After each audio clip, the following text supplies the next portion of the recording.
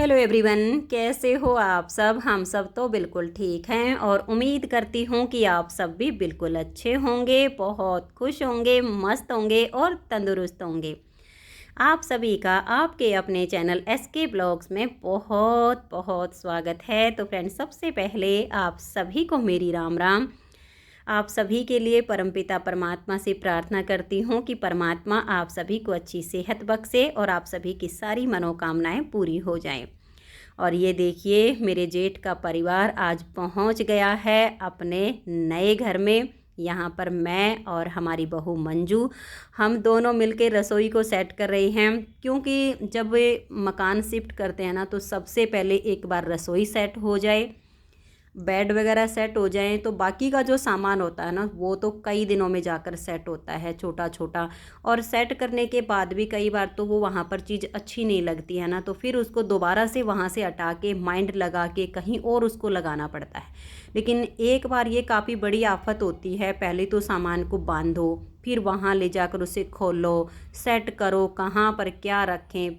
बस ये एक काफ़ी बड़ा काम होता है। तो आज यहाँ पर मेरे जेठ का परिवार पहुँच गया है।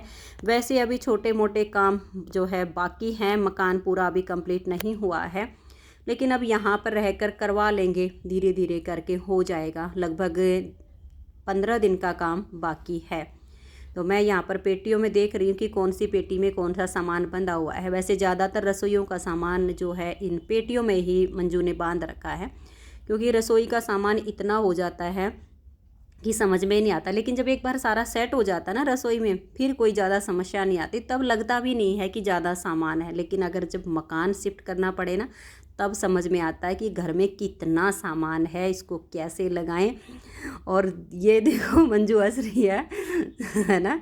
यहाँ पर सब, अब ऐसे तो सब खुश हो रहे हैं अपने घर में आकर, क्योंकि अपना घर तो अपना ही होता है। लेकिन बस थोड़ा सा ये है कि छोटा मोटा जो चुटमुट यहाँ पर बची हुई है, अगर वो पूरी हो जाती तब यहाँ पर आते तो एक अलग ही आनंद होता। अब सारा सामान अच्छे से सेट नहीं हो पाएगा।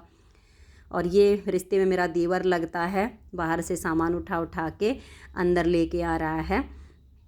तो फ्रेंड्स, यहाँ का जो है अभी ज़्यादा मैं वीडियो नहीं बनाऊंगी। जब सारा मकान अच्छे से सेट हो जाएंगे ना, तब आप सबको मैं यहाँ पर टूर भी करवाऊंगी।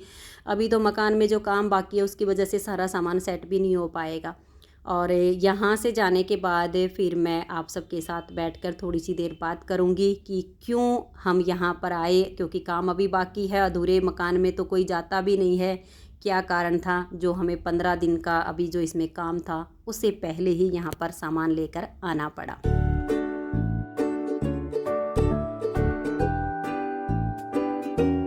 राम राम जी, कैसे हो आप सब। आप सभी का आपके अपने चैनल एसके ब्लॉग्स में एक बार फिर से बहुत बहुत स्वागत है। और आप सब पहले ही देख चुके हो कि मेरे जेठ का परिवार अपने नए घर में पहुंच गया है।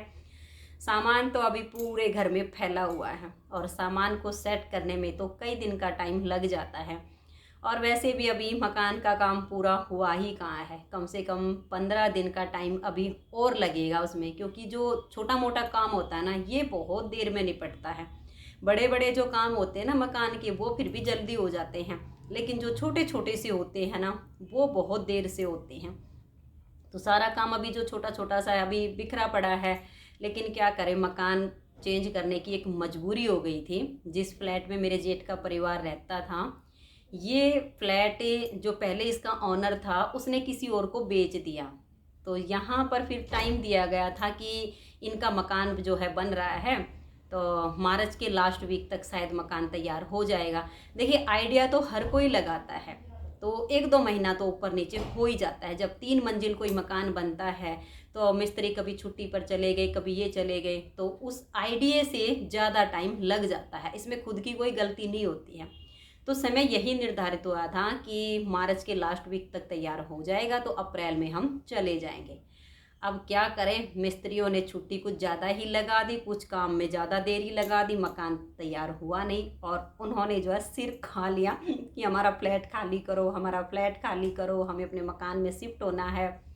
अब रोज़ रोज़ का झंझट रोज़ रोज़ आए। फिर अब पिछले हफ्ते तो फिर मेरे जेठानी ने बोल ही दिया कि भाई टेंशन ना लो, हम जो है ना 1 तारीख को आपका मकान जो आपका फ्लैट है खाली कर देंगे, रोज़ रोज़ परेशान ना करो।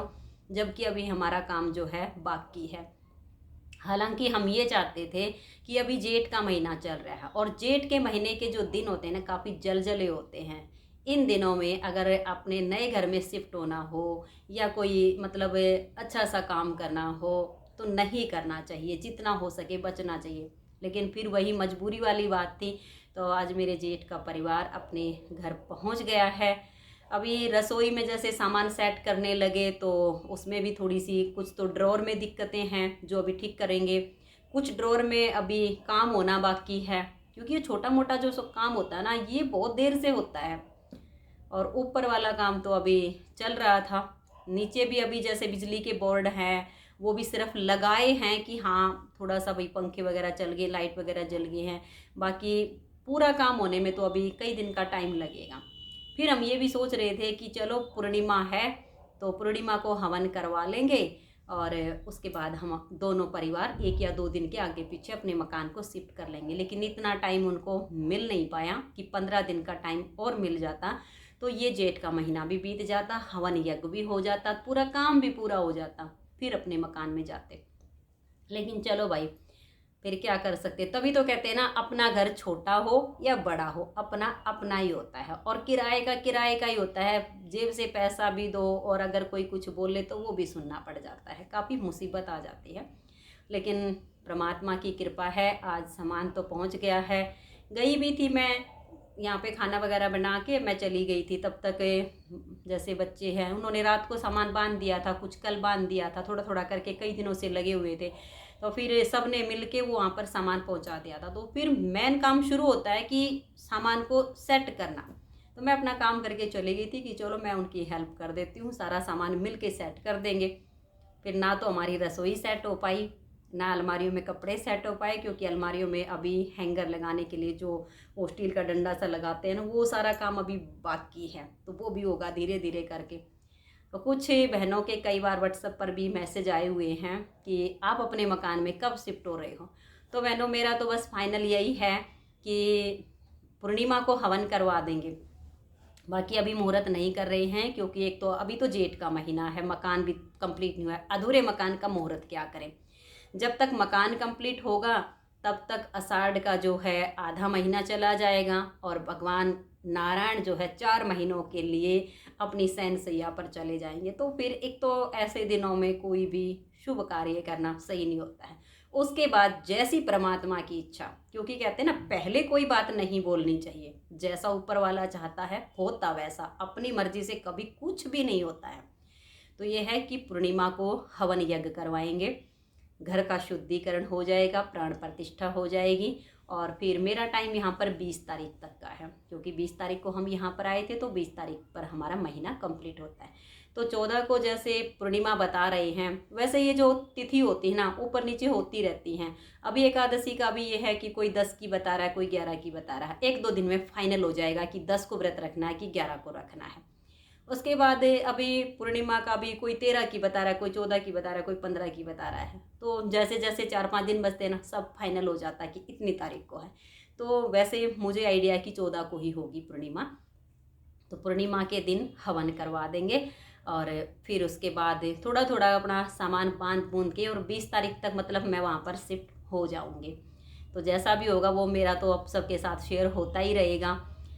और आज बस थोड़ा सा ही सामान लगा पाए हैं रसोई में भी, बाकी तो अभी पेटियों में ऐसे ही रखा हुआ है, क्योंकि मैं और मेरे जेठ के बेटे की बहू मंजू है तो हम दोनों लगे थे काकी बेटे की चलो जल्दी जल्दी लग के और कर लेते हैं, पर नहीं हो पाया। कल जाऊंगी फिर से और जाके फिर मतलब सुबह मैं यहाँ का काम करके और जल्दी पहुँच जाऊँगी थोड़ा काम करवाने के लिए। तो फ्रेंड्स आप सबको बहुत खुशी हुई होगी, क्योंकि आप बहुत दिनों से इंतज़ार कर रहे थे कि दीदी का नया घर कब तैयार होगा, कब वहाँ पर शिफ्ट हो गए। तो ये लगा लीजिए कि हमारा जो है एक परिवार वहाँ पर पहुँच गया है, मैं भी वहाँ पर पहुँच जाऊँगी।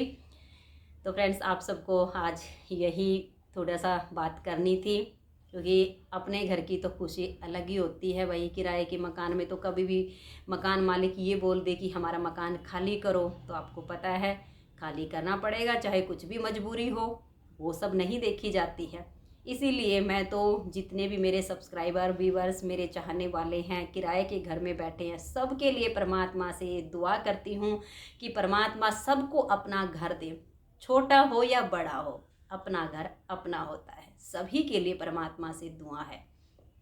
तो फ्रेंड्स, बातें हो गई हैं बहुत सारी।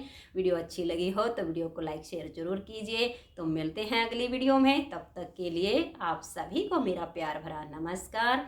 राधे राधे, जय श्री राधे, बाय बाय। खुश रहिए और अपना अपना ध्यान रखिए।